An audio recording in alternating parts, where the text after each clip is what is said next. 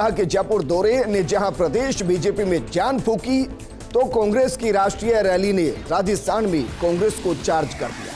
लेकिन सवाल यह है कि क्या इसका फायदा जनता को मिलेगा? एक तरफ कांग्रेस है जो जनता दरबार लगाना शुरू कर रही है, जिसके जरिए 2 मंत्री पीसीसी में बैठेंगे और जनता की समस्याओं का समाधान करेंगे, हाथों हाथ करेंगे। दूसरी तरफ बीजेपी है जो राज्य सरकार के खिलाफ जन आक्रोश रैली निकाल रही है। अब आप तय करें कि जो कांग्रेस की रैली में जनता आई थी उसमें केंद्र की बीजेपी के खिलाफ जन आक्रोश था, या फिर जो बीजेपी की रैली में समर्थन करेंगे वो जनता का आक्रोश होगा, या फिर कहें कि जनता महंगाई के खिलाफ है, चाहे वो केंद्र की तरफ से हो या प्रदेश की तरफ से हो। लेकिन यह अच्छा है कि जनता की समस्याओं को उठाया जाएगा तो सुनकर समाधान भी किया जाएगा। यानी लोकतंत्र में जनता ही भगवान है, जनता के दिल को जीतने का मास्टर प्लान है। सफल कौन होगा, आज बात इसी मुद्दे पर।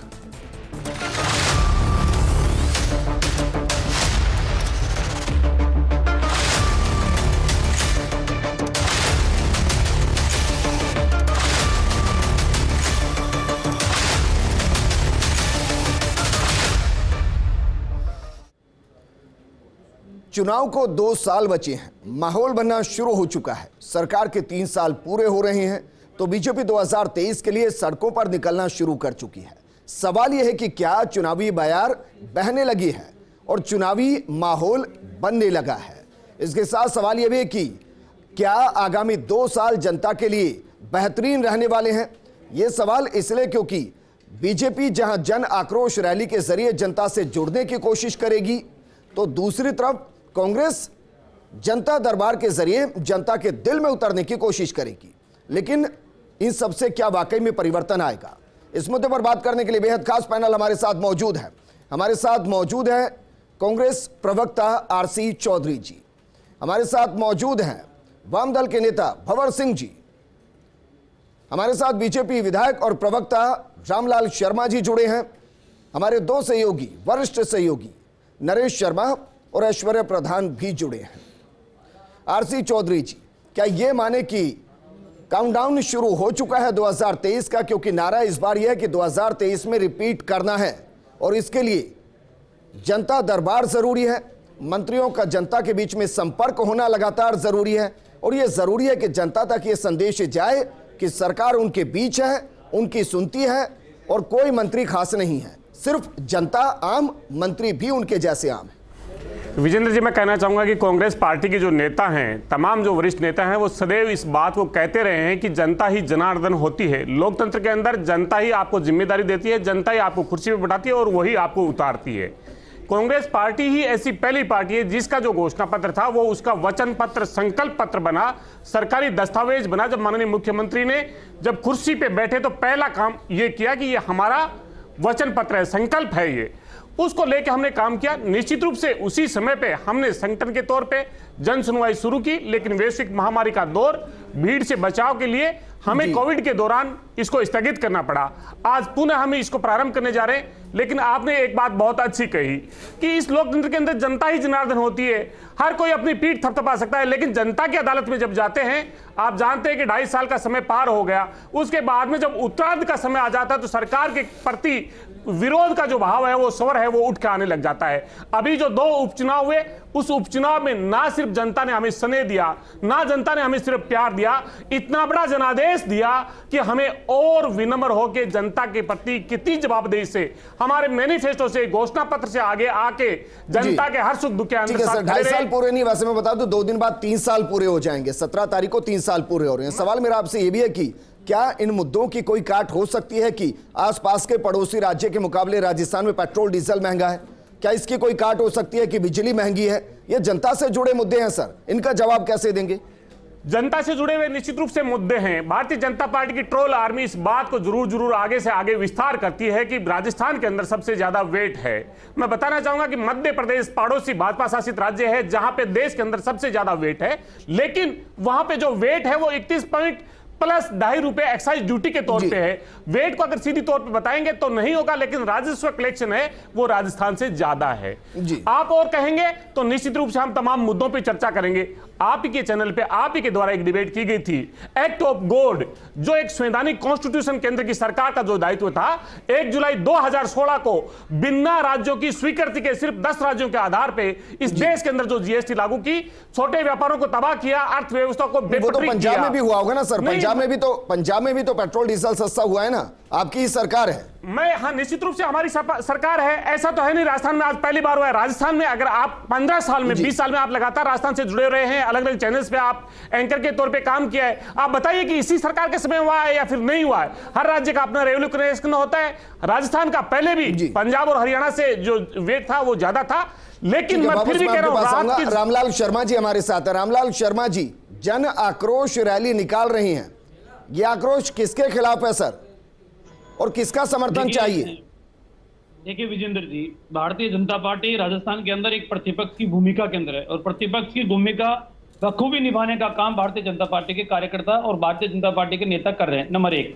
नंबर 2, मैं ये कहना चाहूंगा कि जन आक्रोश जो हमारे कार्यक्रम है, पहले हमने उपखंड स्तर के ऊपर किए, अब हम जिले स्तर के ऊपर कर रहे हैं, और आने वाले समय के अंदर प्रदेश स्तर के ऊपर भी जन आक्रोश आंदोलन की रूपरेखा के अंदर एक बड़ा कार्यक्रम हम प्रदेश स्तर के ऊपर भी करेंगे। अब यह है कि जन आक्रोश किसके प्रति है? जन आक्रोश उनके प्रति है कि जिन्होंने वादा इस बात का किया था कि हम संपूर्ण कर्ज माफी करेंगे, वादा इस बात का क्या था कि बेरोजगारों को रोजगार देने की काम करेंगे, वादा इस बात का क्या था कि संविदा कर्मियों को हम रेगुलाइज करने का काम करेंगे, वादा इस बात का क्या था कि राजस्थान के अंदर सरकारी महकमों में जितने पद रिक्त पड़े हैं उन सब पदों को भरने का काम करेंगे। एक तरफ ये वादे इनके आज भी अधूरे हैं, जनता इसी इंतजार के अंदर है कि सरकार के वादे कब पूरे होंगे। 3 साल का कार्यकाल पूरा हो चुका। वादा किया गया था 15 लाख खाते में डाल दिए जाएंगे, वादा किया गया था कि अच्छे दिन आएंगे, वादा किया गया था कि सिलेंडर सस्ता हो जाएगा, वादा किया गया था कि 15 से 30 रुपए प्रति लीटर पेट्रोल मिलेगा। सर याद है या भूल गए? मैं उसके ऊपर भी आ रहा हूं। वादा किया था किसान क्या है, दोगुनी कर देंगे। 3 बजट पेश किए हैं राजस्थान की इस सरकार ने, 3 बजट पेश किए हैं जी। तीनों बजटों को आप उठा कर देख लो। मैं कुछ वादों की बात कर रहा हूं सर। वादा यह भी था कि 2 करोड़ रोजगार भी देंगे, ये वादे याद या भूल गए? हाँ बिल्कुल वादे याद हैं, उन वादों के ऊपर काम हो भी रहा है, आने वाले समय में होगा भी। लेकिन राजस्थान की सरकार वादे करके आई थी। एक मुख्यमंत्री जी ने, अभी मेरे मित्र आरसी चौधरी जी ने कहा कि हमने 90% जो घोषणाएं थी उनको पूरा कर दिया। एक बार लिस्ट दे देना आरसी चौधरी जी, कौन कौन से वादे आपने की थी, घोषणाएं की थी, और आपने संकल्प पत्र के रूप में उनको प्रणीत किया, कौन कौन से आपने संकल्प पत्र के अंदर वादे पूरे किए, वो भी आप एक बार बता देना। इस सरकार के अंदर हम नहीं कहते, हम तो विपक्ष के अंदर है, हम तो सरकार की कमियां गिनाने का काम करेंगे। इन्हीं के विधायकों ने आरोप लगाने का काम किया है। इन्हीं के विधायक भरत सिंह जी ने, पूर्व मंत्री रहे, कि भ्रष्टाचार की गंगा बह रही है, मुख्यमंत्री जी इसको कब रोकोगे? इन्हीं के पीआर मीणा ने कहा है कि 2.5 साल के अंदर फूटी कोड़ी का काम नहीं हुआ, किस मुंह से जनता के बीच में जाएं? इन्हीं के विधायक, इन्हीं के विधायक। छोड़िए, अरे आप तो खुद विधायक हैं रामलाल शर्मा जी, आप तो विधायक, आप ये कह रहे हैं कि आपके विधानसभा क्षेत्र में फूटी कोड़ी का काम नहीं हुआ, क्योंकि अंत में सारा पैसा तो एक जगह से ही आता है, विधायकों में बराबर ही जाता होगा, आप ये कह रहे हैं? देखिए विजेंद्र जी, राजस्थान के अंदर विधायक कोटे का पैसा अलग है, सरकार की योजनाओं का पैसा अलग है जी। आरसी चौधरी जी से पूछ लो, इन्हीं के जो उपनेता है, जो निकम्मे थे, नकारे थे, जो मुख्यमंत्री जी बता रहे थे, उन्होंने सदन के अंदर खड़े होकर घोषणा की थी कि भारतीय जनता पार्टी ने तो गौरव पथ बनाया है, हम विकास पथ बनाएंगे, और राजस्थान के अंदर क्रम से संपूर्ण ग्राम पंचायतों के अंदर विकास पथ बनाएंगे। इनसे आरसी चौधरी जी से पूछो कितने विकास पथ बना दिया आपने जी। कृषि विपणन बोर्ड से अगर 1 किलोमीटर सड़क आपने बनाई हो तो वो आप बता दो। आपने ठीक है सर, विपक्ष में बैठे हैं तो ये तो हक बनता है, और ये तो जिम्मेदारी भी है कि जो काम पूरे नहीं हुए सरकार को चिकाया जाए, सचेत किया जाए। लेकिन जब वो कांग्रेस केंद्र के खिलाफ करती है तो आप कहते हैं कि धोखा दे रहे हैं। वापस मैं आपके पास आऊंगा। मिथिलेश जैमिनी जी, मुझे एक चीज सुखद लगी सर, चाहे वो जनता दरबार हो या जन आक्रोश हो, उसमें कम से कम जन और जनता दोनों ही लोकतंत्र में जिसको भगवान कहते हैं आम आदमी से जुड़ा है। कम से कम दोनों पार्टियों के समझ में आ रहा है कि उनके दिल में उतरना पड़ेगा अगर वोट लेना है, उनके साथ खड़ा होना पड़ेगा अगर वोट लेना है, उनकी समस्याओं को जुबानी ही सही सुनना पड़ेगा अगर वोट लेना है। विजेंद्र जी, किसी के दिल में उतर जाना कोई आसान काम नहीं है, ये दोनों दल अच्छी तरह से जानते हैं। हालात दोनों तरफ बराबर बने हुए हैं, लेकिन जो इम्पॉर्टेंट चीज़ है जो कल हाउस में भी आरएलपी नेता ने, हनुमान बेनीवाल ने उठाई, कि जो आप चुनावी घोषणा पत्र में वादे करते हैं, अगर वो पूरा नहीं करते तो उनके खिलाफ आपराधिक मुकदमा दर्ज होना चाहिए, चाहे कोई सा भी दल हो। इस पर एक नई बहस होनी चाहिए, क्योंकि हम वादे तो बहुत लंबे लंबे कर लेते हैं, लेकिन उनका इंप्लीमेंट कितना कमजोर होता है वो आज के अगर हम समाचार पत्र पढ़े तो बहुत दुखद खबर है कि राजस्थान, जिसे हायर एजुकेशन का हब कहा जाता है, वहां के हालात यह है कि 27,000 सीटें गवर्नमेंट कॉलेज में बच्चों ने एडमिशन नहीं लिया। क्यों नहीं लिया? क्योंकि न वहां फैकल्टी है, न वहां लैब है, न लाइब्रेरियन है, न टीचर है। राजस्थान यूनिवर्सिटी में 61 पोस्ट प्रोफेसर की सेलेक्ट है, लेकिन 4 भरी हुई है। हालात बहुत नाजुक है हायर एजुकेशन के। हमने तमाम 51 प्राइवेट यूनिवर्सिटियां खोल दी, दमादम और यूनिवर्सिटियों की घोषणा कर दी। यूनिवर्सिटी खोलने से कुछ नहीं होगा ना। आप बच्चों को क्या दे रहे हो, क्वालिटी एजुकेशन या क्वांटिटी एजुकेशन? तो ये जो जनाक्रोश रैली है बहुत इंपॉर्टेंट है। जनाक्रोश रैली का एक इन्होंने बहुत यूपी को भी प्लान किया कि हर जिले में मेडिकल कॉलेज खोलना सही नहीं है। हर मेडिकल कॉलेज खोलना ठीक है, मेडिकल कॉलेज केंद्र सरकार की और राजस्थान सरकार की दोनों योजना है, लेकिन मेडिकल कॉलेज के अलावा जो कॉलेज खोले, 100 से ज्यादा कॉलेज खोल दिए। राजस्थान में अशोक गहलोत सरकार ने 100 से अधिक कॉलेज खोल दिए, जो कोई एक कमरे में चल रहा है, प्राइमरी रूम में चल रहा है, उनमें एडमिशन नहीं लिए। जो आज आंकड़े बता रहे हैं बहुत चौंकाने वाले हैं कि राजस्थान के युवा का मन सरकारी कॉलेजों से भंग हो रहा है। तो आप लंबी लंबी बातें मत फेंकिए ना। आप उस गरीब को, लोक लात से चलता है लोकतंत्र, उस गरीब की आवाज बनिए ना गणेश बन के। तो उसके लिए तो जनता दरबार और जन आक्रोश रैलियां हैं सर। जनता दरबार में कोई ऐसा थोड़ी ना कहेगा कि मुझे एडमिशन दिला दीजिए। बिजली पानी की समस्या होंगी, देखिए उसकी व्यक्तिगत समस्याएं होंगी, उसका बच्चा नहीं, उसका करियर जुड़ा हुआ है, उसका करियर अगर आप चौपट कर दो, उसे जॉब नहीं मिल रहा है। राजस्थान के हालात क्या है, जॉब कितने कम है। रीट की भर्ती हुई, क्या उन्हें अपॉइंटमेंट मिल गया? कंप्यूटर टीचरों की भर्ती, क्या उनका सिलेबस आ गया? क्या जो तो प्रियंका गांधी जी से मिलके आए थे तब वादा हुआ था कि नियमित भर्ती हो गई। सीएचओ जिनकी भर्ती की गई 8,000 सीएचओ की, उनको 10,000 रुपए महीना मिल रहा है। तो हालात देखिए, जो कोरोना के खिलाफ लड़ रहे हैं सीएचओ, उनको 10,000 रुपए मिल रहा है। पटवारी भर्ती परिणाम नहीं है, जेएन भर्ती पेपर लीक हो गया। तो आप सोचिए ना कि किस हालात में आज का राजस्थान का युवा है। उसके पास रोजगार नहीं है, महंगाई की मार है, चाहे केंद्र हो चाहे राजस्थान सरकार हो। जनाक्रोश रैली को जो बीजेपी, तो आप ये कह रहे हैं सर, आप ये कह रहे हैं कि जब बीजेपी जनाक्रोश रैली निकालेगी तो उसमें रैला नजर आएगा। अगर इतनी समस्याएं होंगी तो सब साथ ही रहेंगे फिर। तो आप ये कह रहे हैं इन्होंने, तो ये लोग कौन थे सर जो 1 लाख से ज्यादा जयपुर के अंदर पहुंचे थे? कौन थे? देखिए, ये जनता है, ये दोनों तरफ जाती है। अगर आप कांग्रेस की तरफ जाएं चाहे बीजेपी की तरफ जाएं, मुद्दों को कौन, इश्यू को क्रिएट करता है, उसके ब्रेन में कौन नक्शा खींचता है, ये बहुत इंपॉर्टेंट है पॉलिटिकली। जैसे जनाक्रोश रैली में इन्होंने यूपी चुनाव को टारगेट रखा है। धौलपुर में इन्होंने अपना सबसे तेज तर्रार जो नेता है, जो जनता दल से बीजेपी में आए हैं, राजेंद्र राठौड़, उसको कमान सौंपी। क्यों सौंपी? क्योंकि धौलपुर से मैसेज यूपी तक जाएगा। तो बहुत वेल प्लान किया है। अब ये जो जनता कह रहे हैं कि आक्रोश यहाँ की जनता का होगा और फायदा यूपी की जनता को मिलेगा, अब ये कह रहे हैं। प्लान अभी क्यों, वही चुनाव है, राजस्थान में तो चुनाव है ही नहीं। ठीक है सर, वापस मैं आपके पास आऊंगा। नरेश, जिस तरीके की रैली की गई, कांग्रेस का हर कार्यकर्ता चार्ज नजर आया, लेकिन हर कार्यकर्ता की एक समस्या होती है कि साहब सुनी नहीं जा रही है, काम नहीं हो रहे हैं। अब पीसीसी में मंत्री दरबार लगेंगे, हर 15 दिन में जो मंत्री होंगे अपने प्रभार वाले जिले में जाकर सुनेंगे। आपको लग रहा है कि यहां से जनता के साथ एक वो कनेक्शन कांग्रेस बनाने की कोशिश कर रही है जिसके लिए कहा जाता था कि गांव के हर घर तक कांग्रेस की पहुंच है, उसको फिर से बनाया जा रहा है? विजेंद्र, बिल्कुल। देखिए, जो मंतव्य है इसके पीछे, जो जनता दरबार की बात आप कह रहे हैं, मंत्रियों की जन सुनवाई की बात करें, मंतव्य तो यही है कि जनता की समस्या सीधा मंत्री है वो सॉल्व करे। लेकिन इससे पहले भी दरबार लगा था, इससे पहले भी सुनवाई हुई थी, उसका जो अनुभव है वो ठीक नहीं रहा। अब फिर से शुरुआत हो रही है, किस तरह से इसको इम्प्लीमेंट करते हैं वो देखना होगा। क्योंकि बड़ी चीज़ ये है कि अगर बाड़मेर, बीकानेर, जैसलमेर, बांसवाड़ा, डूंगरपुर से कोई आदमी जयपुर आता है जी, इस उम्मीद में कि मंत्री के पास जाते ही मेरी समस्या का समाधान होगा, समाधान नहीं होगा तो कम से कम ऐसा जवाब तो मिलेगा जिससे वो संतुष्ट हो कि जो किराया लगा के वो यहाँ आया है, जो उम्मीद लगा के वो आया है, उसकी सुनी गई है। तो महत्वपूर्ण बात यह है कि ये जो जन सुनवाई होगी, जनता दरबार जो लगेगा, उसमें जो भी जनता की समस्या आती है, जो भी ज्ञापन आते हैं, जो मांग आती है, उनका इम्प्लीमेंटेशन कितनी गति से हो पाता है। क्योंकि देखिए, दो चीजें हैं। कोई डेडलाइन बनाई गई है कि कोई अगर एप्लीकेशन आएगी उसको प्रशासनिक स्तर पर मैक्सिमम कितने दिन के अंदर सॉर्ट आउट किया जाएगा? देखिए, ये तो आरसी चौधरी बता पाएंगे क्योंकि इनकी सरकार है, यही जनता दरबार लगवाने वाले हैं पीसीसी में। लेकिन महत्वपूर्ण ये है कि उस जनता दरबार में कितने लोग आते हैं। देखिए, 2 कारण है, या तो लोग नहीं आते, तो इसका मतलब 2 चीज़ें समझी जा सकती है कि सुनवाई तो होगी नहीं, इसलिए जाके क्या करेंगे, या दूसरा ये हो सकता है कि काम सबके हो गए इसलिए जाना अब और ये जरूरी नहीं दूसरा है। ऑप्शन पॉसिबल नहीं है। तो बिल्कुल देखिए, अब यही है कि आपके पास जनता आती है जो अपनी मांग लेके आती है, अपनी जन समस्या लेके आती है। क्योंकि देखिए, ये तो मानना होगा आपको कि जयपुर में अगर कोई आदमी बाड़मेर से, जोधपुर से, बीकानेर से आता है, इसका मतलब वहाँ के स्थानीय प्रशासन ने उसकी नहीं सुनी है, वहाँ पे उसकी सुनवाई नहीं हुई है, उसकी समस्या का निपटारा नहीं हुआ है। तो ऐसे में अंतिम पड़ाव माना जाता है। अगर मंत्री के पास आते हैं, सरकार के पास आते हैं, तो अंतिम पड़ाव माना जाता है। तो अब इसको आरसी चौधरी और उनकी जो टीम है वो कैसे लागू करा पाते हैं, इनके जो मंत्री है कि वो मुख्यमंत्री की तरह ना, जो मुख्यमंत्री की भावना है। शर्मा जी, क्या मैं इसको फास्ट ट्रैक की तरह ना देखूं? जो नीचे के स्तर से एप्लीकेशन मंत्री तक पहुंचनी चाहिए और उसमें 2 महीने लगते हैं, या मंत्री सीधा बैठा है, फोन पर अधिकारी है, इसको मैं फास्ट ट्रैक ना समझूं कि जो लोग वहां से आ रहे हैं वो इस सोच के साथ आ रहे हैं कि 2 महीने में यहां खराब करूं, मंत्री के पास जाऊंगा, अधिकारी से बातचीत होगी, सीधा समाधान होगा? क्या इसका ये नजरिया नहीं हो सकता?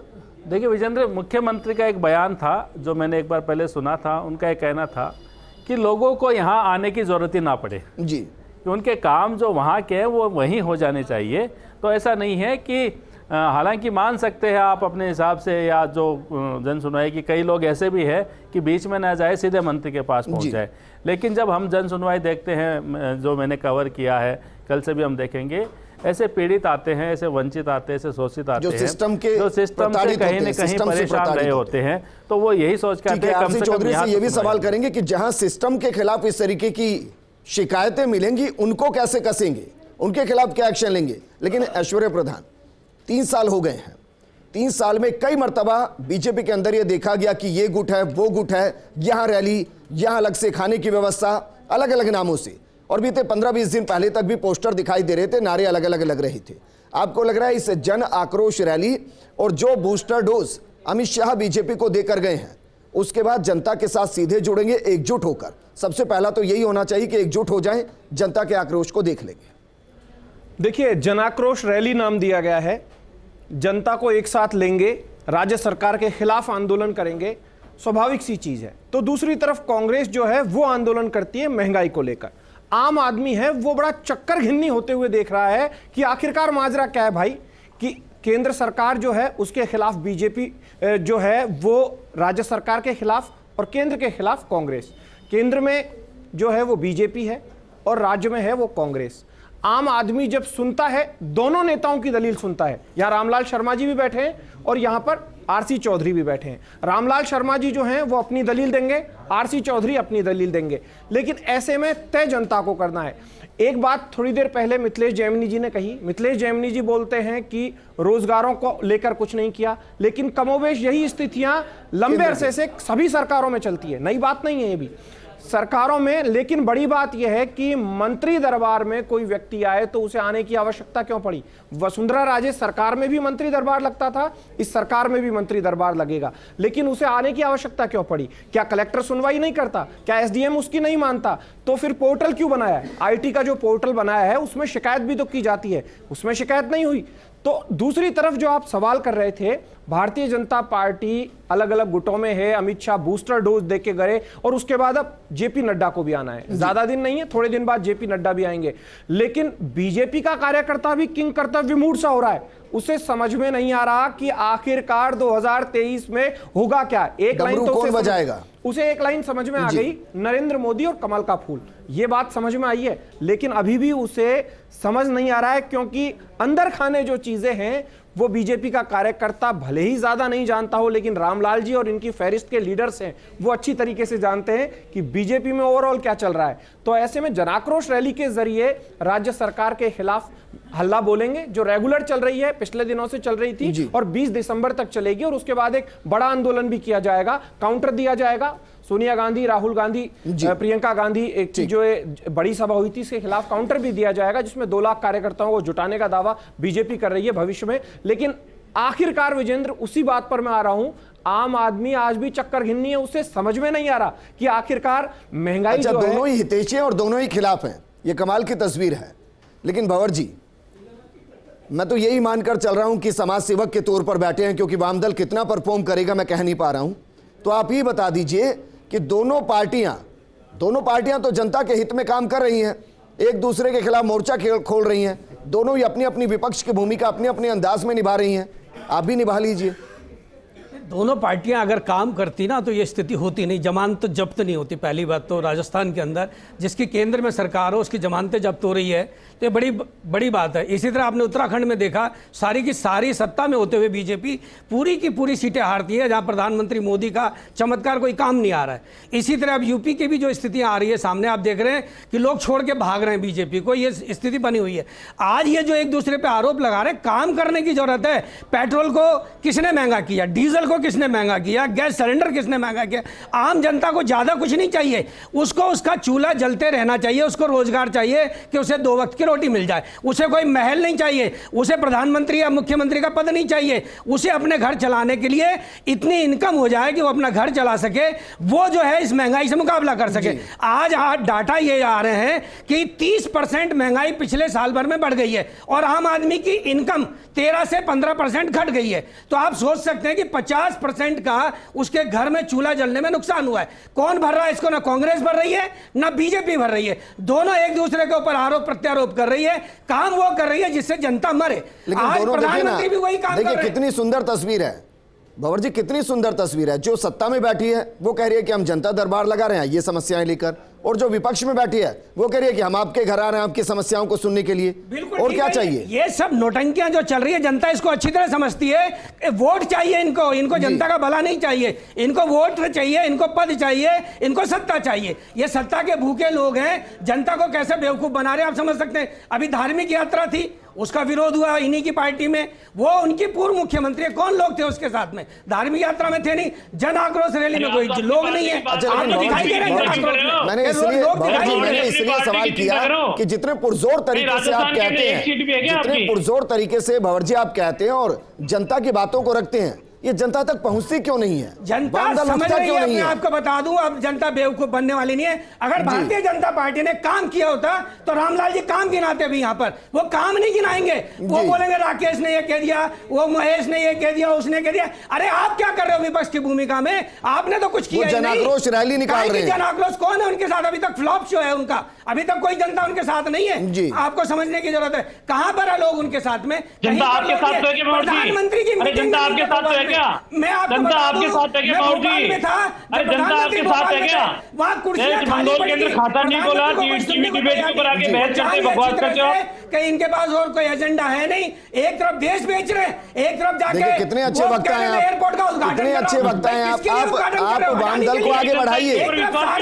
कितने अच्छे वक्ता हैं आप, वाम दल को आगे बढ़ाइए। जनता, क्योंकि दोनों ही पार्टियों की जुबान पर आम जनता ये कह रही है कि जनता दरबार लगाएंगे और दूसरे कह रहे हैं कि जन आक्रोश रैली निकालेंगे। जनता जिस तरीके से प्रदेश में त्रस्त है उसके आक्रोश को सरकार के सामने लेकर आएंगे। बेहद खास पैनल हमारे साथ मौजूद है।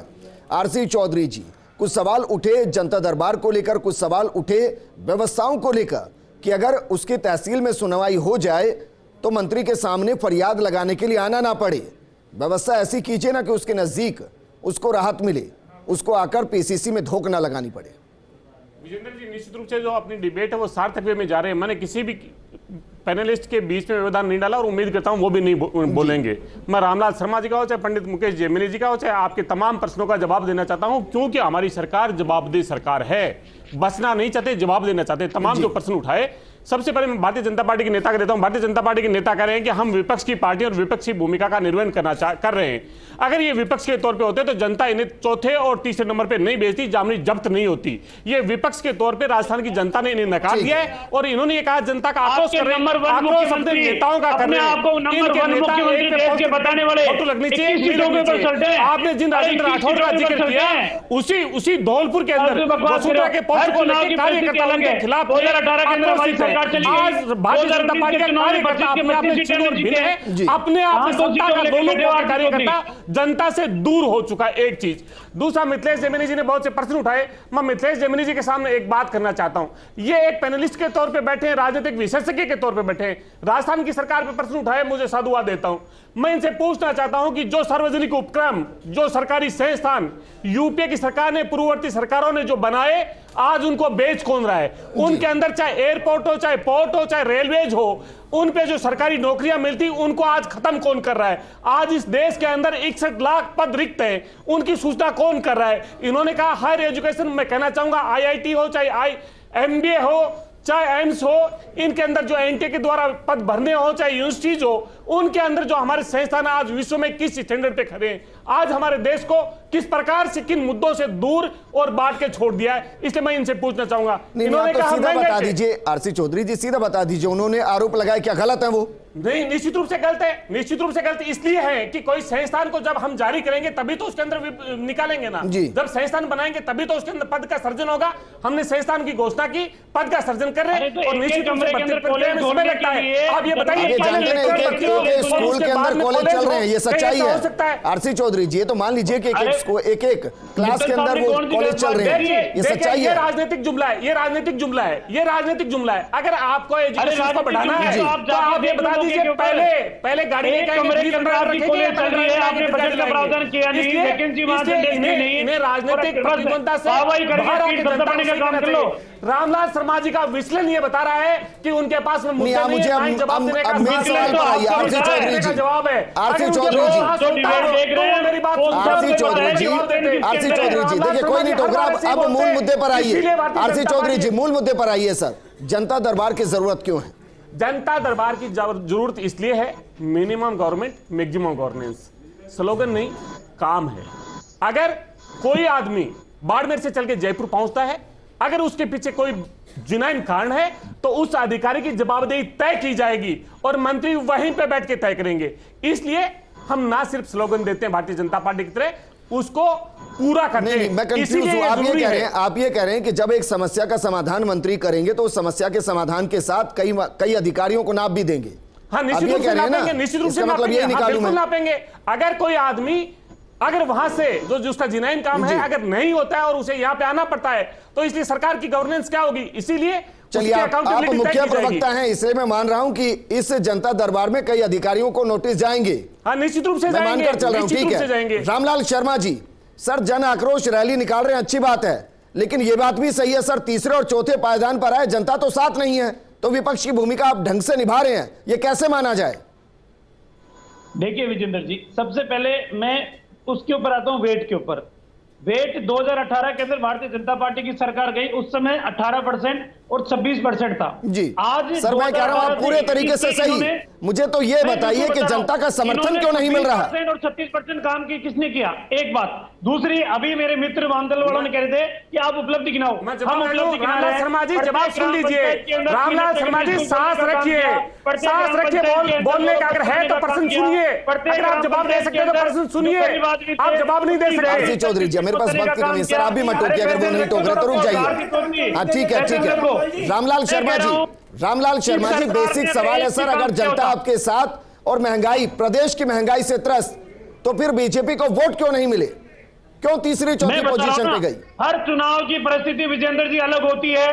2018 के अंदर हम सरकार छोड़ के चले गए, 2019 के चुनाव है, 25 की 25 सीटें भारतीय जनता पार्टी ने जीती। नहीं भाई, मैं पूछ रहा हूं सर, क्या इस वक्त परिस्थिति बेहतर नहीं है? क्या परिस्थिति अनुकूल नहीं है?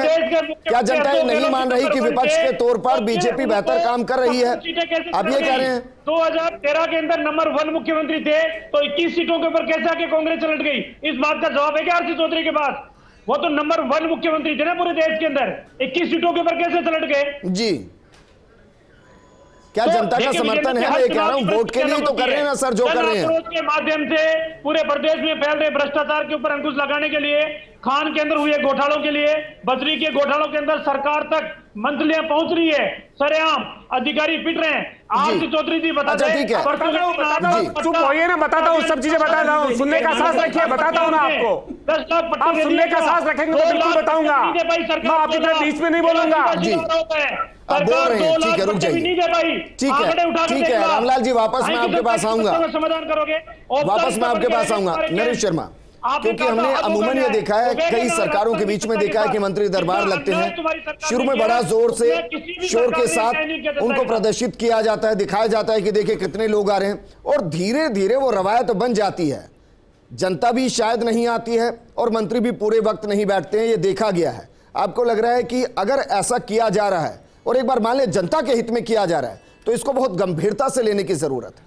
बिल्कुल, देखिए विजेंद्र, मैंने शुरू में ही ये कहा था आपको कि जो मुख्यमंत्री का ध्येय है इस तरह के कार्यक्रम करने का, वो ये है कि जनता की जो भी समस्या है वो दूर होनी चाहिए। चाहे एसडीएम स्तर पे हो, चाहे कलेक्टर स्तर पे या फिर मंत्री के स्तर पे। तो जो इन्होंने जो कार्यक्रम रखा है वो इम्प्लीमेंट होना चाहिए, यानी मंत्री भी बैठने चाहिए, सुनवाई भी होनी चाहिए और जो समस्या आई है उनका निवारण भी होना चाहिए। खाना पूर्ति नहीं रहनी चाहिए। अगर कोई भी समस्या आई है तो बिल्कुल जैसे मैंने कहा कि बांसवाड़ा या डूंगरपुर से कोई आदमी आता है तो संतुष्ट होना चाहिए कि इतनी दूर आया हूं, मैं मंत्री के पास आया हूं, तो बिल्कुल सुनवाई होगी। और हर सप्ताह एक रिपोर्ट भी पब्लिक डोमेन में आनी चाहिए, मीडिया में आनी चाहिए कि इतनी शिकायतें आई, इतनों का समाधान हुआ और इतने जो अधिकारी लापरवाह थे उनके खिलाफ नोटिस जारी हुआ, ये भी आना चाहिए। बिल्कुल, देखिए जितनी पारदर्शिता होगी, जितनी अकाउंटेबिलिटी रखेंगे, उतना ही संदेश इनके लिए भी अच्छा जाएगा, इनकी पार्टी के लिए भी अच्छा जाएगा। क्योंकि अगर कोई काम कर रहे हैं तो उसका रिजल्ट भी उसी तरह का आना चाहिए।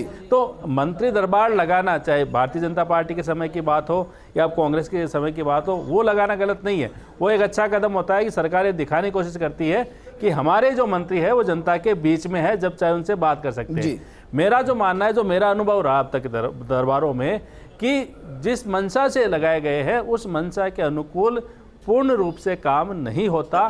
इसमें सुधार की गुंजाइश है, इसमें सुधार की जरूरत है, ताकि जो जैसे मैंने कहा कि ये दरबार को लग रहा है कि पीसीसी चीफ ने और मुख्यमंत्री ने तय किया था कि मंत्री जो है अब वो काम करे।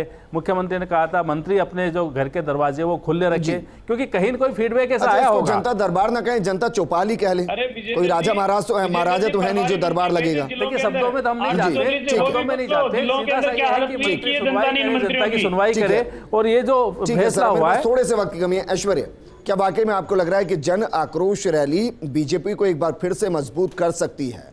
क्योंकि जिस तरीके के परिणाम आए हैं, हमेशा हम ये देखते हैं कि एंटी इनकम्बेंसी का फायदा होता है और जो विपक्ष में बैठी होती है उसको बाई इलेक्शन में जीत मिलती है। यहाँ बिल्कुल उल्टा हो रहा है।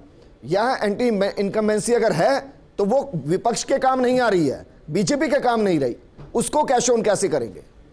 देखिए, इसीलिए जनाक्रोश रैली अलग अलग जिलों में करवाई जा रही है। मिसाल के तौर पर सतीश पूनिया जो है वो बूंदी में रहेंगे और एक पूरी रैली करेंगे। राजेंद्र राठौड़ को धौलपुर भेजा गया है। धौलपुर में वसुंधरा राजे का गृह क्षेत्र है, हालांकि वसुंधरा राजे अभी जो है वो धौलपुर में ही है। तो तीसरी तरफ अरुण चतुर्वेदी सवाई माधोपुर जाएंगे और गुलाबचंद कटारिया बांसवाड़ा जाएंगे। 4 लीडर जाएंगे। चारों लीडर एक मैसेज देने की कोशिश करेंगे, लेकिन बड़ा सवाल यह है कि आप कार्यकर्ताओं की पूरी भीड़ लेकर जाएंगे, कार्यकर्ताओं के साथ जनाक्रोश बताएंगे, लेकिन कार्यकर्ता जो है वो जनता को कितना रिझा पाएंगे? क्योंकि इससे पहले भी रैलियां हुई है, हल्ला बोल भी किए गए हैं, जनता कितनी रिझी है।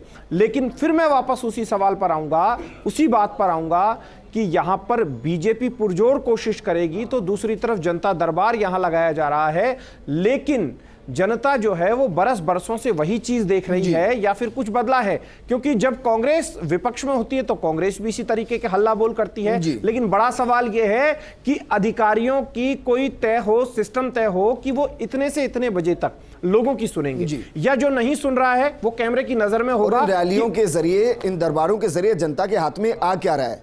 एक छोटा सा सवाल छोटे से शब्दों में आपसे चाहूंगा, क्या जन आक्रोश रैली के दौरान बीजेपी को बैकफायर कर सकता है, जिसके लेकर अलर्ट रहने की जरूरत है?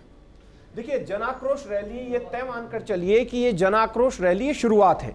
इसके बाद जो रैली होगी वो एक काउंटर होगा। जो अभी कांग्रेस की एक बड़ी महंगाई हटाओ रैली हुई उसका एक काउंटर होगा, उसमें बड़े नेताओं को बुलाया जाएगा।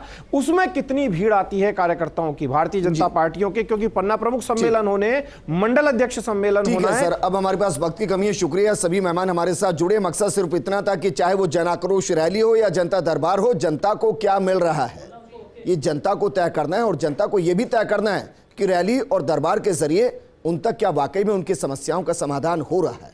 नमस्कार।